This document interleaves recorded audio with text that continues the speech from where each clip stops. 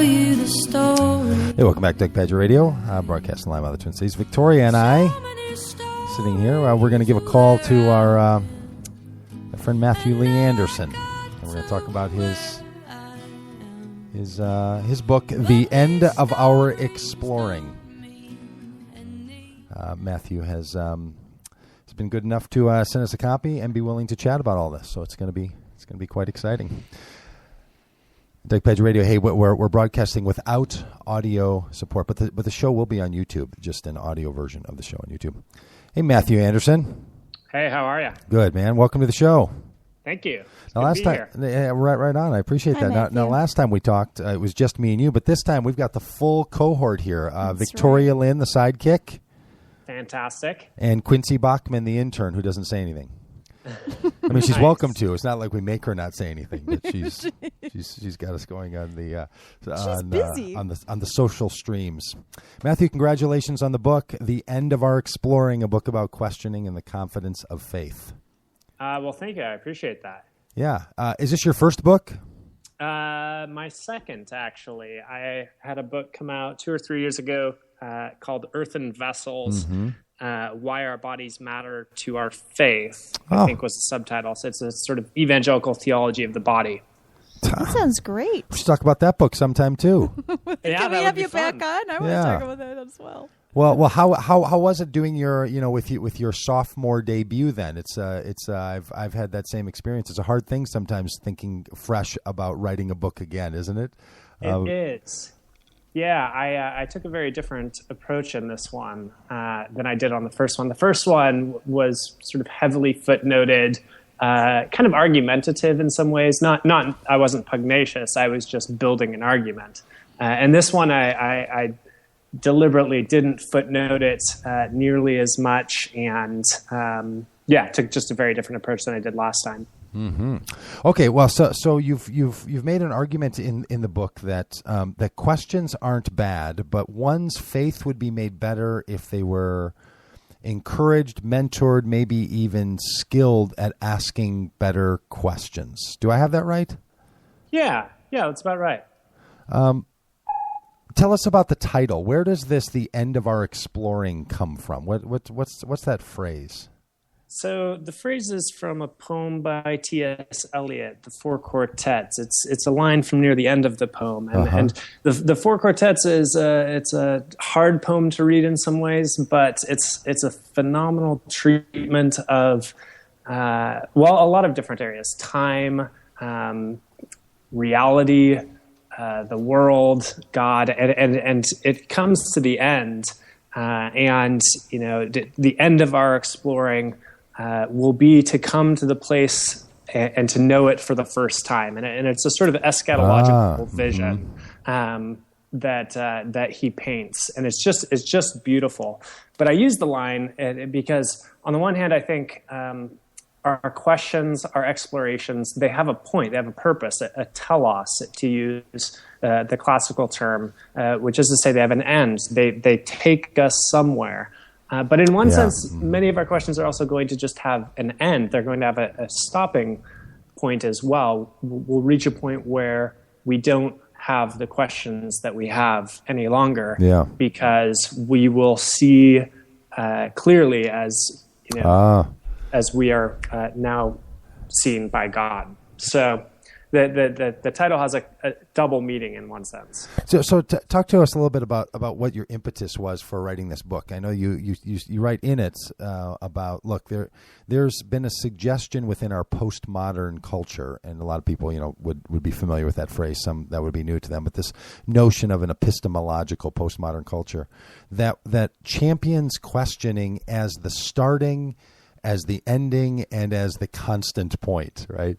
And is that what was kind of eating at you, and what you wanted to do to make your contribution into is that notion that questioning is really the highest value of a human experience? Yeah, that's exactly right. I don't think it is the highest value of the human experience. And a lot of it is rooted personally for me as well. Mm-hmm. I went through an undergraduate program that was pretty much exclusively Socratic. So I sat around and asked questions and sat with other people as they asked questions for pretty much the entire time. And I actually studied with someone who I think was as close to a real, true, live Platonist as I've ever met. He would come. He wasn't a professor at the university where I was, but he would come every now and then. And, he would just question and question and question. And so I've seen, in one sense, where that ends up, and I don't think that that's what we're made for. But on the other hand, I think there's a lot there that is worthwhile, and we have to fold questioning into the Christian life and handle it responsibly. So I really did, I really do have a wariness about the sort of postmodern, like, we're on an endless quest and we're just going to be questioning type mentality that exists on the pop level, even if it's not quite the same among the academic postmodernists, if you will. Right. How does one handle questioning responsibly? What does that mean? Yeah, that's a hard question. I mean, there's a lot of things to it, I think. I think knowing which questions fit in particular situations is one of the most important aspects of it. So, I mean, like right now we're talking about questioning because I wrote a book on it, and so that question fits really well. It followed up on something that I said, and so it makes total sense. If you'd asked me about pigeons, in the context of the conversation, it would just be totally bizarre. It wouldn't fit at all. Shoot, that was my next question. Yeah, how did you know? We were talking about that earlier. Actually, it was cardinals, but it's yeah, that's right. So being responsible in your questioning is in part having it stem from the conversation. Is that part of what you're saying, or the context matters? Yeah, the conversation, the context. I mean, asking the right question in the right time, in the right place, with the right intentions, all of those, I think, are aspects of what goes into questioning well. I think we can question, for instance, with terrible intentions. So one of the things that I point out in the book is the first question in the Bible is... did God really say? Yeah. Yeah, it comes from the serpent, and it's asked with obviously subversive intentions. That's right. But linguistically, it's also just a bad question. He misquotes God. He switches up the name for God. He uses a less personal or intimate name for God. So he creates a sort of distancing between God and Eve in the question itself. And it's just rotten all the way through. And I think that's indicative of the sort of dangers that exist in questioning. They're just not neutral. Right. And I think it would be important for some of our here. I think I hear you saying something that might have a nuance to it that some of the listeners might not notice. When you say right questions, I'm thinking that you mean not morally right or ethically right, or you have the privilege or the responsibility to ask this, but I think you're saying the rightness in the kind of question that's going to actually lead someplace meaningful in your life. Is that what you mean? Yeah, there's a certain sort of fittingness or appropriateness to it. Is that moral? I'm open to it being moral. Like, do I think that the serpent was morally wrong to ask that question? Yeah, I kind of think so. I think sometimes. Oh, really? So like when you, I'm thinking about, okay, so this person that was at your college and was doing this Socratic or questioning kind of methodology with you. Are you concerned that when someone asks questions, they're putting a doubt or a wrong thought in somebody's mind? Is that what worries you about it? Sometimes. Like Adam never even thought that maybe God wasn't gonna, do this or that until that serpent brought it up. Is that how you're reading the story? No, so I would say that the question itself is intentionally dissembling. It's an intentionally deceptive question. Yeah. And that's where it strikes me as immoral. I don't think putting thoughts in people's minds is like always and everywhere wrong. I think it would depend upon what sort of thoughts were being put in people's minds through the form of a question, and what the ends that what sort of purposes those thoughts were being placed there for. So I think if I asked someone, I think if I had a student and I asked them a series of questions for the purpose of getting them to think realistically or plausibly about engaging in, premarital sex with someone, I would think that I would be potentially morally culpable for that. That would be something that I would be very seriously, I would consider very seriously. So you used a phrase that I liked, and I want to play with it a little bit. You used the phrase that some questions are dissembling and deceptive, as if they're the same thing.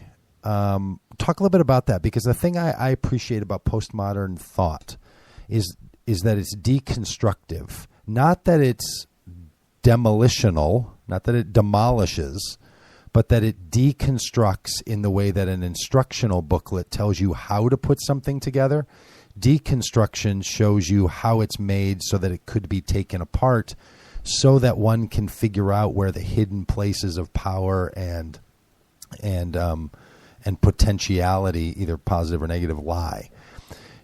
It feels like you think that kind of dissembling of power structures coming by questions is at its heart something that and I'm not just saying from the conversation here, but from looking at the book, that's something that a faithful Christian should be very careful about in disassembling the power structures that are behind the system that gave you the answers that you're now questioning.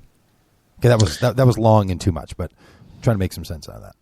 No, I think so I would say the right words there are very careful in doing so. I mean, those are acts that take a good deal of maturity. And I would not want to hand that sort of power to everyone, or encourage everyone at every stage in their life to take that up. I would want people who have been formed well, who have been educated well, who have. And I'm sure you hear this question coming: by whose standards were they well formed, and by what educational system were they well founded?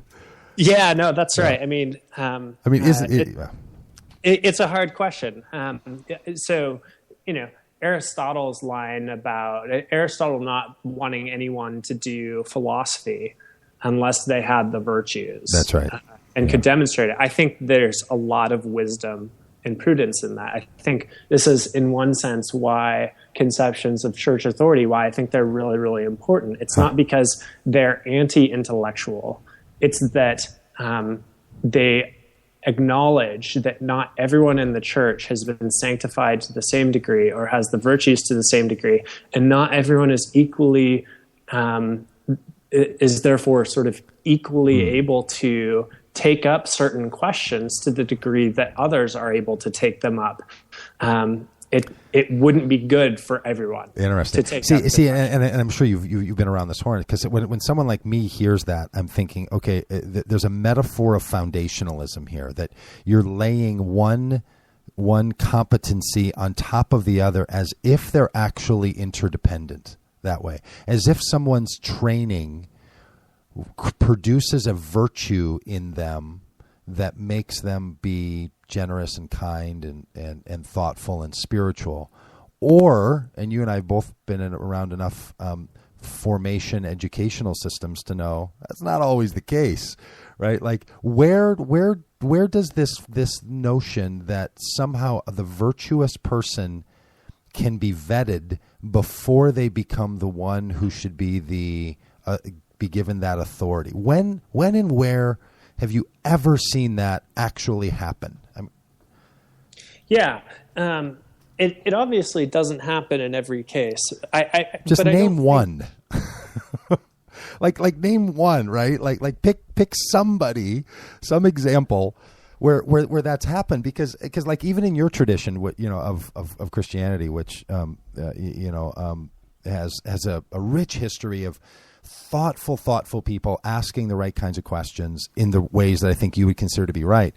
Many of those people who were asking those questions and being the guide in that weren't wholly virtuous in their Christian lives across the board, at least as held by everyone's standards. So how is that really a thing that you're describing? I mean, is it really a possibility? Yeah, no, I think we have to hold it out as a possibility.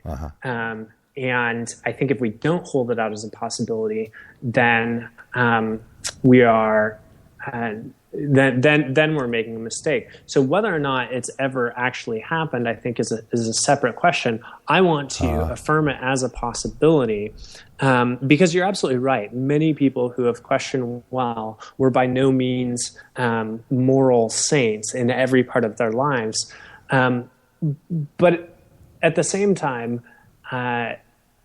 How grace interacts with virtue is a hard question, and how those two relate to our cognitive capacities and our ability to wrestle with questions and our ability to see certain things is a really, really hard question. Yeah. I do really appreciate the process of individuals examining carefully, inwardly, what's really at the root of their questions and their questioning, and to be intentional and thoughtful about whom they approach and how they approach someone. I think that's very important for all of us to examine ourselves.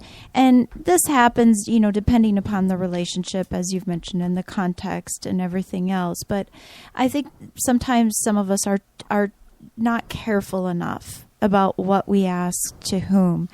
But at the same time, I think that there's a responsibility on all of us when we're on the other side, when a question comes to us, that we're not just, as gullible as Eve in the garden, that we bring to questions, whether they're appropriate or not, or whether they're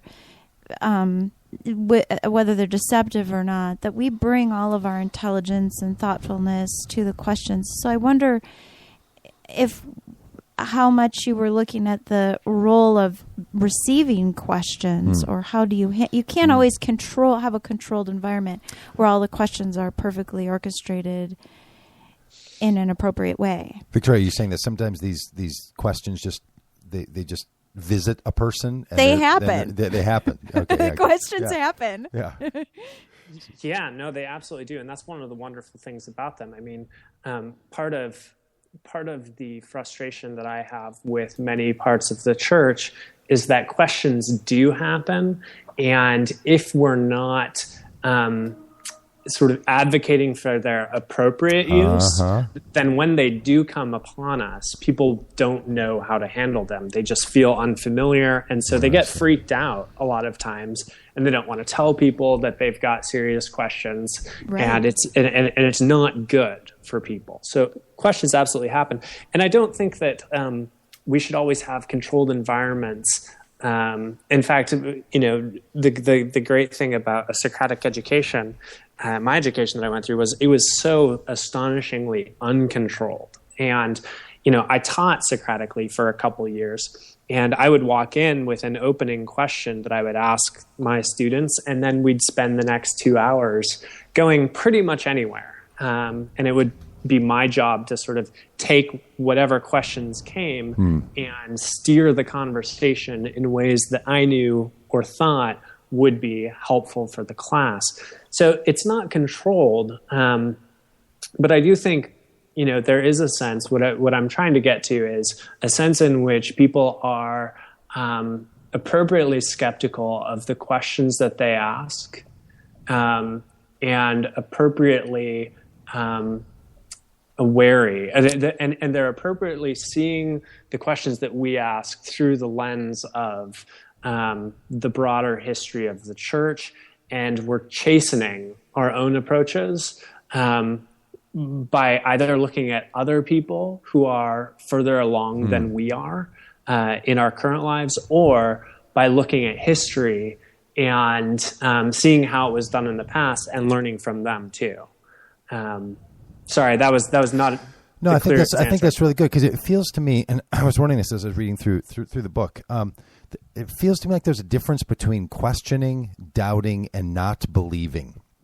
Like, I'm guessing that Matthew Anderson doesn't doubt Jainism. I think you just don't believe it, right? Right. But you're not a doubter of it. You're just a non-believer. And I think sometimes people have experiences with Christianity where they're just like, I just don't believe that. And sometimes people pitch that as doubt. But it feels to me like doubting or questioning is what happens when you deal with the beliefs that you once held. Like, aren't they made of different fabric? Like, there's the kind of belief you've never had, so you just don't believe it. And then there's the kind of belief that you're doubting because you did hold that belief at one point. And that feels like a really different relational connection to that belief.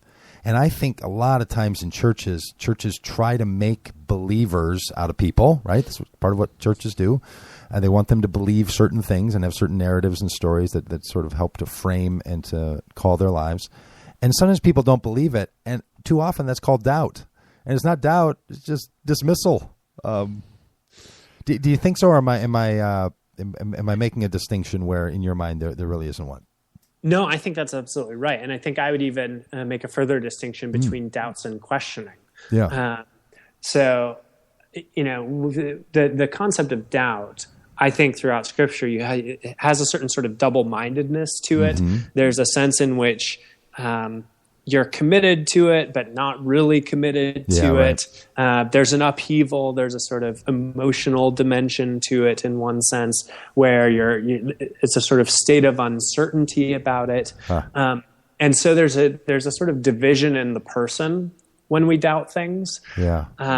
But questioning, I think, like, I have lots of questions that are not even close to doubts. Right. So, I have deep questions about the relationship between Christ's two natures and the role of the human body within Christian theology in light of that. And I ask those questions and I pursue, and I don't have necessarily answers right now that I'll point to. I've got glimmers and hints and certain sketches of ideas that I've got, but they're not really worked out. But I'm not doubting anything about the doctrine of Christ. I just don't quite see how it all works out in terms of its details. And so I'm exploring it, I'm questioning it. But that's a very different phenomenon, I think, than the unsettledness or the division of doubt. Yeah, and I think that's what Victoria was bringing up. Sometimes people get visited by, they have a belief and then they don't believe it anymore, right? And for all of us, like, if anybody thinks that they're in control of what they believe, I think it's borderline delusional, right? Like, you believe things for such a complex set of reasons, all of us do, for such a complex set of reasons, that our will to believe that thing, our sort of self-actualizing effect on believing that, is really fictitious. So I think, and that's right, that's my take on belief, is that it visits a person, and then we learn how to live with it. And the parts that have visited us that we don't want to live with, we get rid of those. And we have to go through a period of doubt where they're on their way out. And then new things that visit us, ideas that come sort of by accident or on purpose in our lives, start to shape and form belief in this really complex matrix in our lives. So I feel like a little bit in what you've written in the book is that you give more credence to the human decision about questioning and comfortability in faith than someone like me, or I don't want to overly speak for Victoria, but someone like Victoria I'd probably fall in the might see it. Same camp. Does that make any sense? Yeah, so I'm not sure that I agree with that, because I think there's I don't think we have direct control over our beliefs, certainly not at that level.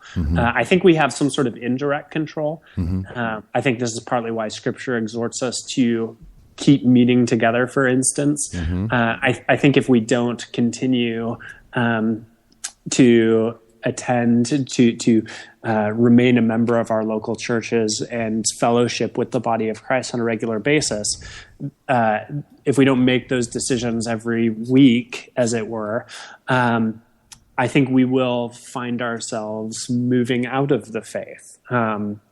Our thoughts and our habits and our minds will be shaped and formed in different ways. So I think partly by making decisions about what sort of environments we place ourselves in, how we're placing ourselves in those environments, what sort of people we're spending our time with, how we're spending our time with people, all of those form us. But they form us in deep ways in which we don't often realize it. Uh-huh. So I think we do have indirect control over our beliefs, but but not the sort of like, well, I'm going to wake up this morning and believe that the moon is made of cheese. I think that's just not possible. We don't. Or I'm going to wake up and believe that Jesus is the Son of God. Yeah. So well, let me ask you this, and I think I sort of wonder if someone is not wholly responsible for their beliefs, would God hold one responsible for wrong belief? I think so. So how can God hold someone responsible for not confessing, Jesus Christ is Lord and believing that God raised him from the dead, if one is not responsible for that? How does God hold one responsible if they're not actually responsible for it? So just to clarify, I said indirect control, but responsibility is a slightly separate question than whether or not or how much. Someone could be responsible for something they don't have control over? They don't have sounds even control. Worse. Absolutely. Well, then, yeah. All right. So I think that raises a pretty significant issue for a lot of people to think, because at least I find there to be a kind of consistency, while I think misguided, to say what you have control over your beliefs. So believe this thing, or God's going to hold you accountable for not believing. But if we don't have responsibility for those beliefs and only some kind of indirect control of our circumstance that may or may not lead to that, then the culpability before God seems to be something that has to be looked at. But it doesn't sound like that you don't necessarily make that connection. Yeah, let me say something about belief, because I think I have a very robust notion of belief. So I think the belief that we are called to have as Christians goes all the way down, such that Paul is able to speak of new creations. It's a belief that pervades the form of our lives and that reorients the whole person. Uh-huh.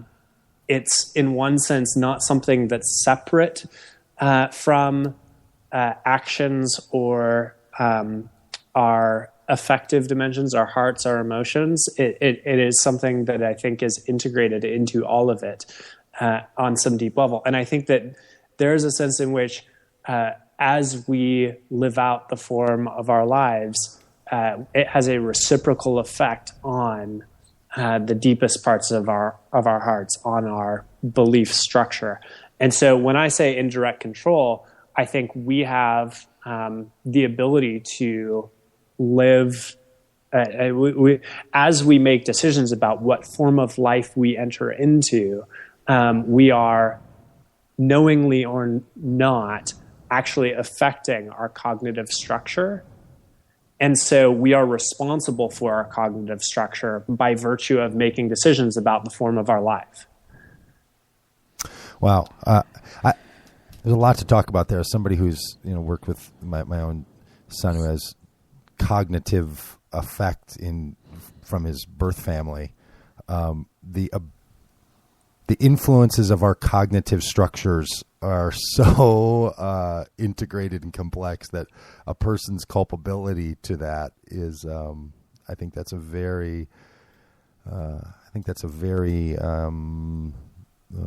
I don't think I could hold to that someone's responsible for. Well, there's a lot of conditions not of our choosing. Not of our choosing. But it's not, but I'm not suggesting that we are responsible for every aspect of it or every aspect of it. What I hear you saying is the conditions that we do choose to take care with them. Sure. Mm-hmm. Is that what you're saying? Yeah. To take care, and that can mean different things to different people.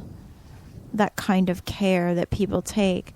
What I worry about is just what sometimes happens in religious communities is there can be a fair amount of oppression if somebody does try to ask some questions and then is told they're the wrong kinds of questions, and they don't know how to get at what they need to know, and they don't know where to go. And how can we make places safe for people to ask questions even if they don't fall in under the category of appropriate or right, but they need to be asked. And I guess I value the individual more over my concern about how they say what they say. And I'm just a little bit, I don't know how that would play out in relationship, trying to manage what you're suggesting, Matthew, in a way that's still honoring of individuals' need to ask things, and they don't always know how to do it. No, I think that's a great point. And one of the things I underscore in the book is that we all start from where we are, and it's great to start from where we are because we can't start from anywhere else. Look, when I taught, I just wanted my students to stay engaged enough to ask any questions. I didn't care at all how good their questions were. I would do tricks in the class. I would bend over backwards just to get them to say something and to get them engaged enough such that they would have this sort of deep question that they would really want to wrestle with. And usually they would ask their questions and you'd think like, man, that was just horribly stated. But gee, that's just wonderful. I'm so glad that they are asking that because it obviously matters to them. And so the problem that you're identifying, I think, is just a deeper problem within the culture, which is we need to be churches that are full of grace and that accept and welcome the meager, poor, often bad offerings that we as individuals bring. But we also need to be places that are helping people who are immature refine and sanctify and bring their offerings up so that they are mature, so that they are more robust expressions of the human person in its fullness.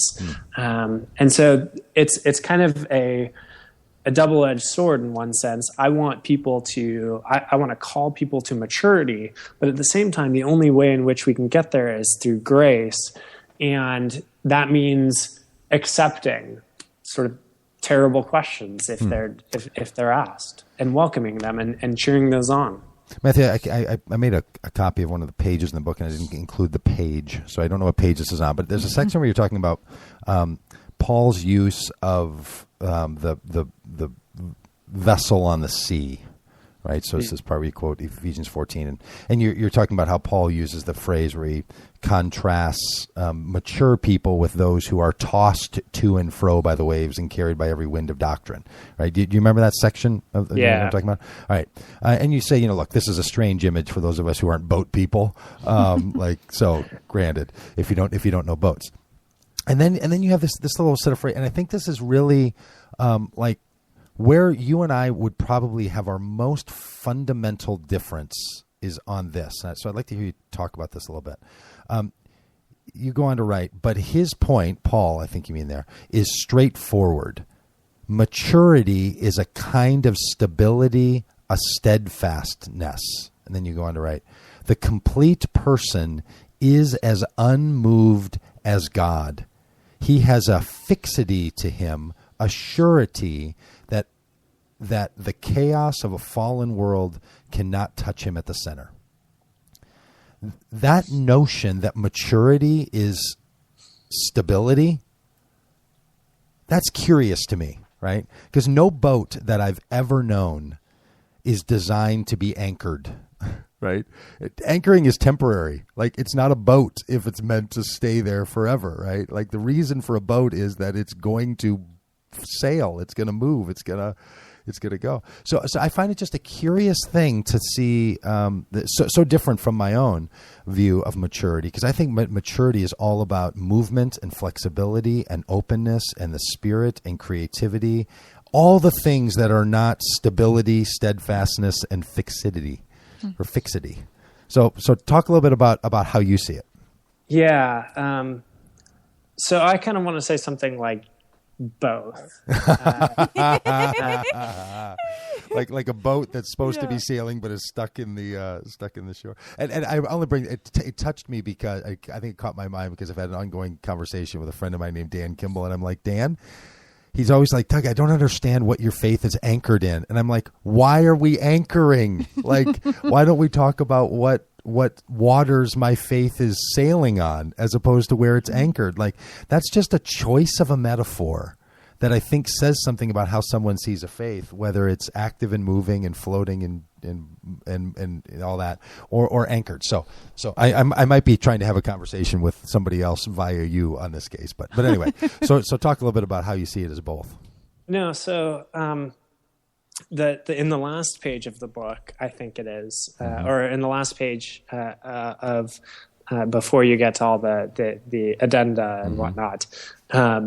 I think I say something like the prize, Paul in Philippians says the prize that we are pursuing is the upward call of God in Christ Jesus. Yeah. Right? It's growth. It is sort of progression inward, but it's, I think, progression always inward into the same thing. I don't think that God changes. And this is where I think a classical notion of God combines together fixity and sameness, or fixity and change in the way that I think is just astonishing.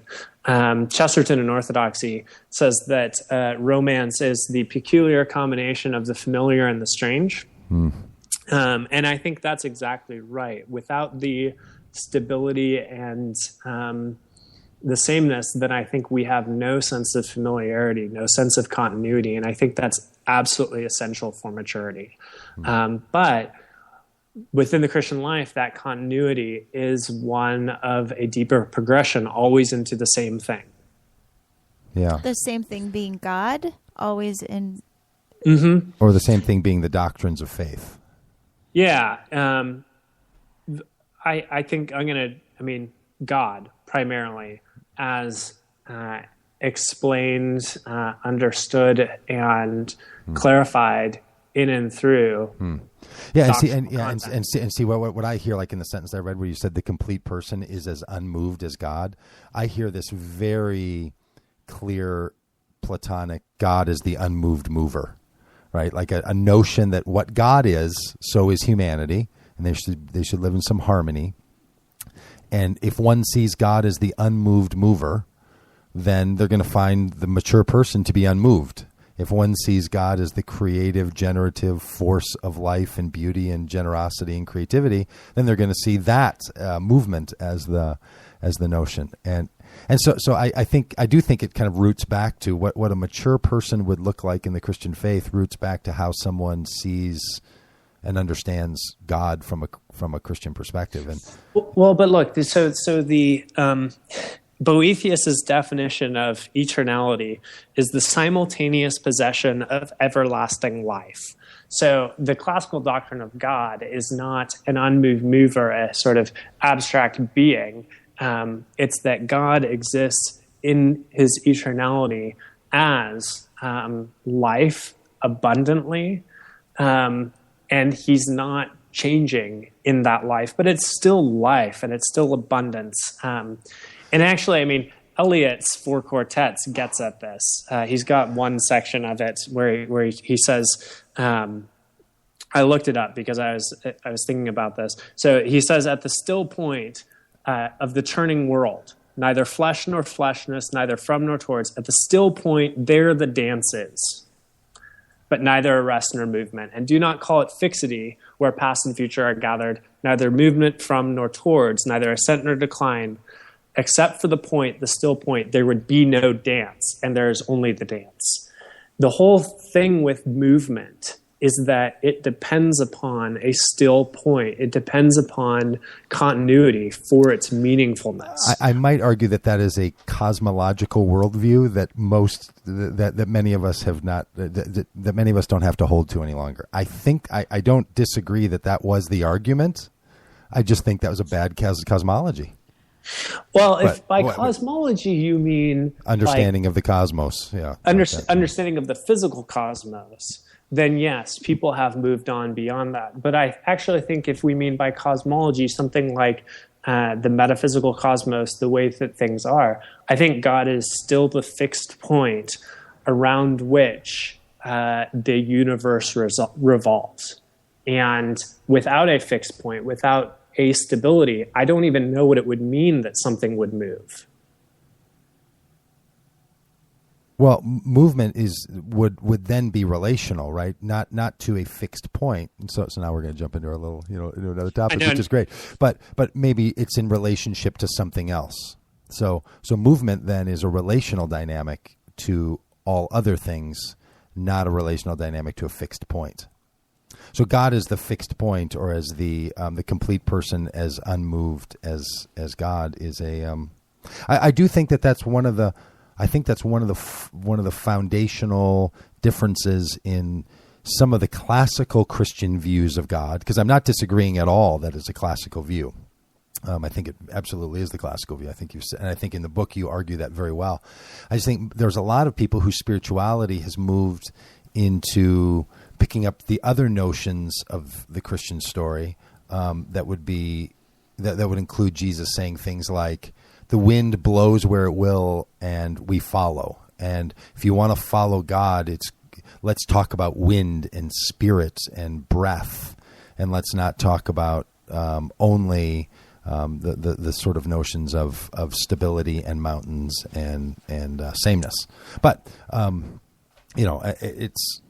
Look, everyone gropes. As you started our conversation with quoting Paul, everyone's groping in the darkness a bit and looking through the glass dimly, right? So, and I think that it can happen where there's times where what we thought we held as an idea that was steadfast or fixed suddenly becomes upheaved due to some experience we've had or some new information or something, and so again, my concern with this notion that maturity means a particular kind of steadfast fixedness, I just, when people have had upheaving circumstances and suddenly the world around them looks very different and it changes their sense of who God is or who they are in the world, I guess I have a different notion of maturity. I think sometimes we need to adapt to new information and new ways of seeing the world. And maybe this is just because I've been pretty sick the last 3 months, and suddenly the world, now that I'm feeling better, the world looks really different now than it did 3 months ago. And I feel like I have to adapt to that, and it's even changing my notion of God a bit. And I feel like it's mature for me to examine that and not try to grapple onto some things that I held to before. Does that make sense, Matthew? Yeah, so all that makes sense. I think part of it, so you're absolutely right, Doug, that this is where the central difference is, I think, between us. Because I think that if we went on changing our views of God that quickly, there would be no end, right? That sounds great. No, it sounds it would be like eternal. It sounds actually, what it sounds like is fantastic. It sounds like actually a total black hole behind the revelation, a sort of a God who we actually don't have any meaningful knowledge of. Oh, it feels much more to me like that's what Paul was getting at when he said, "Well, right now we see dimly, we see through a glass dimly." But soon we will see face to it, and whenever that is, that's a continuous process. We have a wide ocean to cross to get there. Seeing through a glass dimly is still seeing, and seeing face to face is not seeing something different than what you were seeing through a glass dimly, right? Oh. And if what you end up with is something different, then I think what you have to say is, well, we actually don't have any meaningful knowledge here. Well, it depends on what one means by seeing, right? So it feels to me like the act of seeing involves not only what the object is, but what our perception of that object is. And if you're saying that by me changing a perception of the object, my understanding of it, my grasping of it, that somehow that is putting in jeopardy the object. I think if your understanding or your perception of the object actually leads to a different object, then yeah. Well, okay, but we're not changing it. Like, look, if somebody's holding steadfast in their faith, they're not keeping God. Right. So someone changing their views is not ungodding God. It depends on what they're changing their views to. But it's not. So look, if I come out and say, if I came out and said, hey, turns out Jesus, not one with the Father. Mm-hmm. In fact, Arius got it right. Yeah. Then I think, well, yeah, there's a different, like, that's actually a substantive change. You've come up with a different God who is in fact not God. But I think what Doug's trying to say is that doesn't necessarily affect God. The actual God. No, that's wrong. true. It doesn't. But it certainly would, I think, have pretty significant ramifications for one's life and one's fair enough relationship with with that. Right. And in that sense, if it's being measured on its effect, its practicality, its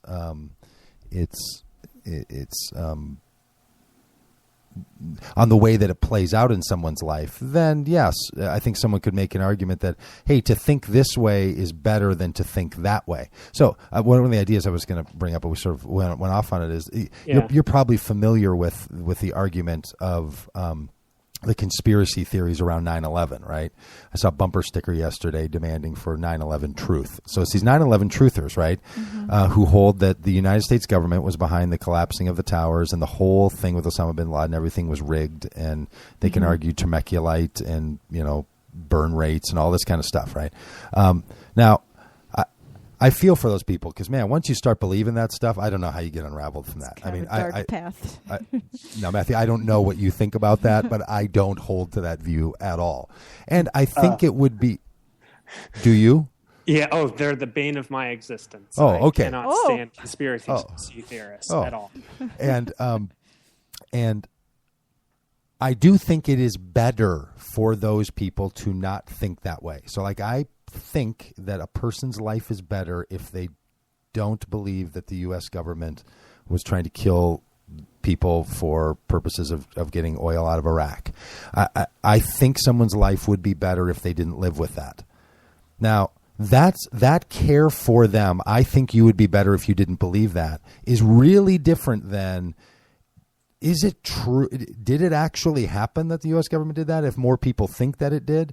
And that's where I'm not sure totally in your argument what the consequence of improper questioning or the continual, wind analogy of the life of God would lead us to. I don't think it's unraveling God. I think it's unraveling people's perceptions of God that I think need to be unraveled, right? So, like, I think it's a better thing I think it's more congruent with the human spirit and human mind and emotions for us to be in movement continual adaptation and growth and development in our thinking and beliefs than to not. That as soon as we've settled on something, it sort of has died. And that might be a bit of an overstatement, but I think that the settledness of belief is what we would call death. Yeah, you're a good. When Platonist. Something doesn't change, no, I'm not a Platonist. Well, no, this is the irony. You're. I mean, that's as Platonic an understanding of the world in terms of endless inquiry and the avoidance of fixed commitments, because fixed commitments kill eros and kill the exploration. Yeah. Well, look, we may agree on that point. Doesn't make me a Platonist, but no, I know, but it's fun to be Plato. able to call you one because they are. Plato took breath, and you too, sir, took breath. So you thereby, and he took breath before you. And there's no way you could be breathing without inhaling the carbon monoxide that came out of his breath anyway, but I'm not a Platonist in that sense. I would say that what death is the stopping of movement. And I think that that's a metaphor worth thinking about, that movement and change is essential to life. And when we reach for an unmovedness, I think it brings about a kind of death. Okay, I'm not going to leave it on that one. You can say something better, but at the end of this, because even though I'd love to keep chatting, we have come to the end of our exploring. Yeah. On this topic. How would you like to leave people? They should know where they can get the book, obviously, and if they wanted to explore beyond further than the book, how do they stay in touch with you? Yeah, so good questions. The best questions you've asked yet. Just kidding. That's great. Well played. So the book's available pretty much anywhere. It's on Amazon. If anyone buys it right now and they send the copy of their receipt to the email moodycollective@gmail.com, they can actually give away a digital copy to whoever they want. So that's kind of fun. It's buy one, give one. Is that buy a hard copy or buy either version? Either version, doesn't matter. Okay. So the Kindle version is under $9. It's $8 something, so it's pretty good. It's a good deal. So they can do that. And if people have more questions, want to send me angry email and so on, they can find me at mereorthodoxy.com. I'm on Twitter at Matt Lee Anderson and on Facebook as well. Will you accept nice emails as well? I love nice emails. They're more fun than the angry ones. But the angry ones are pretty fun too. Yeah, they tell you a lot. They do. Hey, Matt, thanks for being on the show, and thanks for your book. Yeah, Thanks, no Matt. problem. Thank you, guys. I appreciate it. Buddy. Take Talk care. to you soon. Yeah, so there we go. How do you like that? Well, that was something. That was satisfying to talk to him Yeah, in a way. yeah. I mean, we've disagreed for a while on some things, and have known each other a bit, a few months, but I've sort of poked around in his world a lot, and I respect a lot. I should have said this to him. I respect a lot his intellect and his willingness to talk about these things. Yes, in a kind way. Yeah, and it's really good to have people who take many Christian people are influenced by the kind of thinking that has influenced Matthew, and they don't know why. Mm-hmm.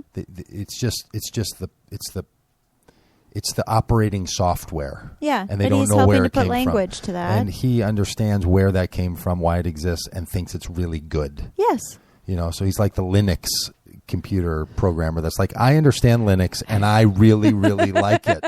As opposed to other people that are just like, I don't know, I just, you have an Apple product. That's just what I do, but he understands it and he gets it. And I think that's a really good thing. So the book is the end of our exploring. So I think we'll be back. I think we'll be back next week. You think so? All right. Well, we'll see. Who knows what's going on around We'll this just place. have to hope for the best. So,